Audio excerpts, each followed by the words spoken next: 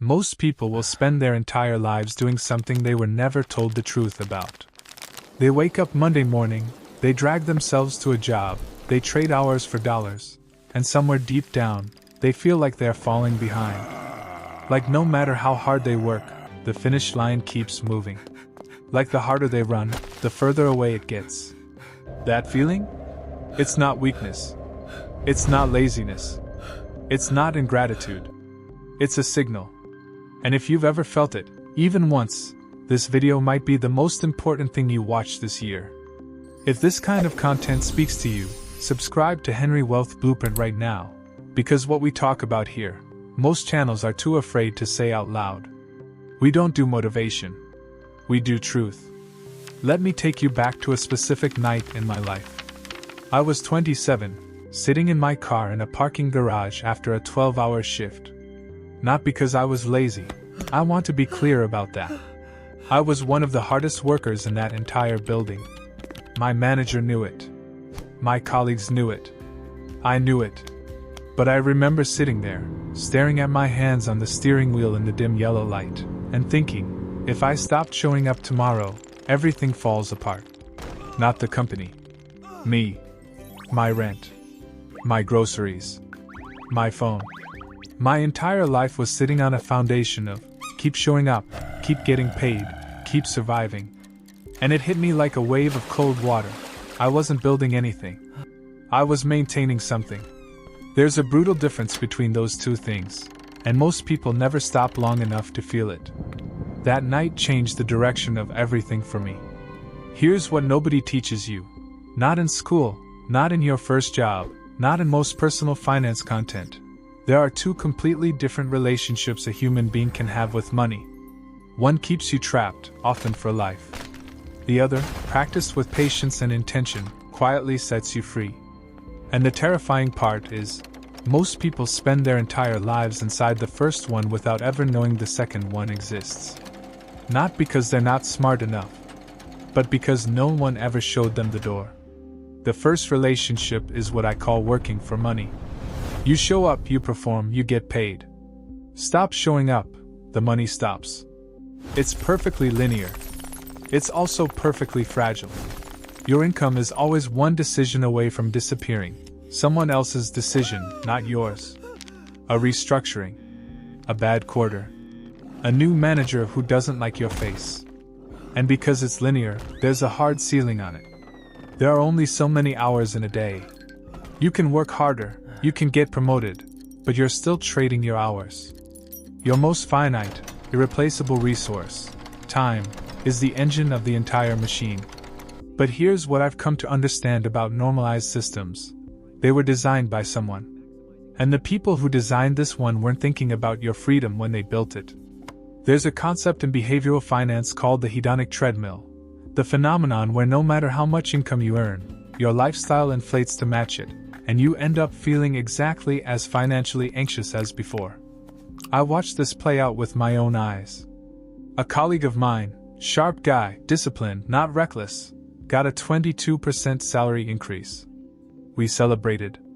6 months later, he had a newer car, a bigger apartment, a gym membership he barely used, and somehow felt more financially stressed than he did before the raise. He'd upgraded his cage. And the cage felt normal because it was nicer. This isn't a character flaw. It's psychological architecture. We are wired to normalize our circumstances, expand into whatever space we're given, and then defend that expanded lifestyle as necessary. The system exploits this perfectly. Earn more, spend more, need more, work more. Repeat until retirement, if you're lucky enough to make it there with your health intact. The second relationship with money is when money works for you. And I want to be deliberate here, because this phrase gets thrown around until it means nothing. I'm not talking about some abstract financial independence fantasy. I'm talking about a fundamental shift in how you think, long before it shows up in your bank account. It's moving from transactional thinking, this week's paycheck covers this week's bills, to architectural thinking. Building something that generates value whether you're present or not. That can mean many different things depending on your life and your situation. But the psychology behind it is universal. Think about this historically. John D. Rockefeller, even as a young man with modest income, kept meticulous personal ledgers. He tracked every cent, not from fear or obsession, but from a deep, almost philosophical conviction that money is a living force that should be directed, not just earned. He reinvested constantly. He thought in flows and systems while his competitors were thinking in individual transactions. One man was thinking about the sale in front of him. The other was thinking about what that sale could build 10 years from now. That mental model, not luck, not family wealth alone, is what compounded across decades into something that outlasted his own lifetime. The architecture outlived the architect. Most of us were handed transactional thinking before we were old enough to question it. And it made sense once, in a world where the goal was survival, a steady paycheck was everything. But we're not in that world anymore.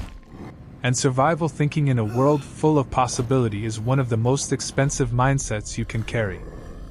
I remember the first time I made money while I was asleep. It wasn't impressive.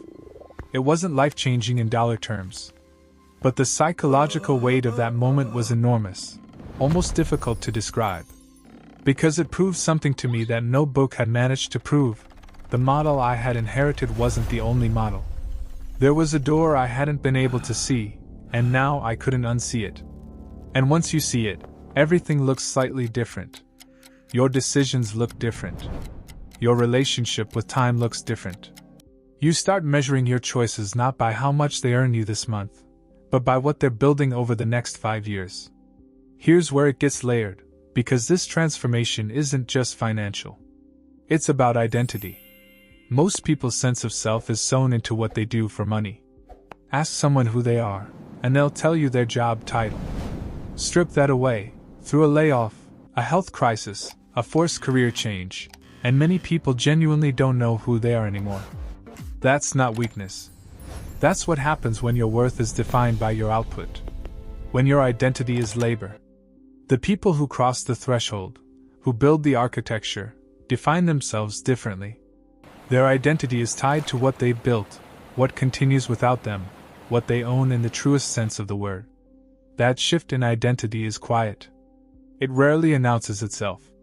But it changes every decision downstream. Morgan Housel, one of the clearest thinkers in behavioral finance, writes that real wealth is almost always invisible. It's the car not bought, the luxury not performed, the quiet compounding happening in the background while everyone else is spending to signal success. I think about that constantly. Because I spent years performing. The right vocabulary, the right appearance, the right social signals. And during those years I was further from genuine financial freedom than at almost any other point in my life. The performance was expensive. And it was hollow. The real pivot came when I stopped trying to look like I was building something and started actually building. Quietly. Without applause. Without an audience. Just consistently, week after week, asking myself, is this decision creating something, or just maintaining something? That question, simple as it sounds, rewired how I made choices. It separated noise from signal. It made me patient in a world that rewards the appearance of hustle over the reality of compounding. There is a moment, and I believe it arrives for almost everyone who's paying attention, where you realize that the greatest financial risk in your life isn't a market crash, a bad investment, or even a job loss. The greatest risk is never making the transition at all.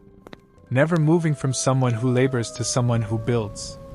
Never asking whether money can be put to work so you don't have to carry all of it yourself. The most heartbreaking financial pattern isn't people who tried and failed. Failure teaches. Failure is information. The most heartbreaking pattern is people who kept meaning to start. Who told themselves they'd begin when they had a little more money saved, a little more time, a little more certainty about the future. And time, the only resource that never, under any circumstances, comes back, kept moving regardless. Here's what I want you to take from this. The day you stop working for money and start having money work for you is not a single dramatic event. It's not a windfall. It's not a revelation that arrives in an envelope. It's a direction you choose. A quiet, private, daily decision to think differently, about assets, about time, about what you're actually building with the finite years you have. It's a slow rewiring. And it starts with nothing more than a question you start asking yourself consistently. Is this building something, or just maintaining something? The beautiful irony of all of it? Once you truly start building, you often work harder than you ever did on someone else's treadmill. But the work feels different. It feels like ownership. It feels like momentum that belongs to you.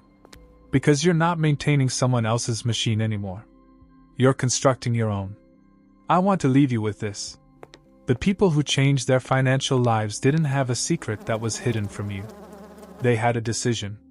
A quiet, stubborn, non-negotiable decision that the model they'd inherited was a starting point, not a sentence. That decision is available to you right now. Not when the timing is perfect. Not when the circumstances align. Right now, in this moment, with whatever you have. If this video shifted something in how you think about money, subscribe to Henry Wealth Blueprint. Every single week, we go deeper into the psychology, the real frameworks, the mental models that separate people who build from people who just earn. This community is for the ones who are done performing and ready to start constructing. The treadmill will always be there. It will always be running. The only question worth asking is whether you'll still be on it 5 years from now, or whether you'll have built something that runs without you.